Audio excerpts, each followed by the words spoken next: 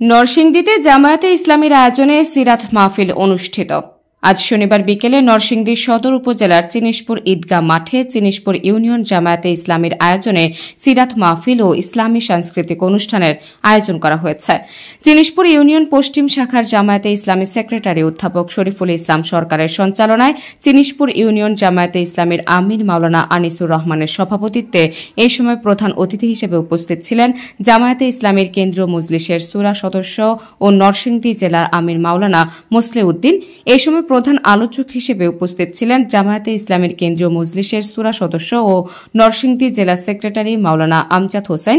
বিশেষ আলোচক হিসেবে উপস্থিত ছিলেন মাওলানা সিফাত হাসান। এই সময় আরও উপস্থিত ছিলেন নরসিংদী সদর উপজেলা জামায়াতে ইসলামীর আমির মাহফুজ ভুইয়া, শহর জামায়াতে ইসলামীর আমির আজিজুর রহমান, নরসিংদী জেলা ছাত্র শিবিরের সভাপতি তাওহিদুল ইসলাম, নরসিংদী শহর ছাত্র শিবিরের সভাপতি রুহুল আমিন সহ নরসিংদী জেলা জামায়াতের ইসলামীর সদস্য, চিনিশপুর ইউনিয়ন জামায়াতের সদস্য ও ছাত্র শিবিরের সকল সদস্য ও এলাকাবাসীবৃন্দ।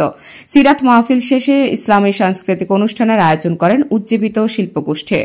সিরাত মাহফিল শেষে ইসলামী সাংস্কৃতিক অনুষ্ঠানের আয়োজন করেন উজ্জীবন শিল্পী গোষ্ঠী।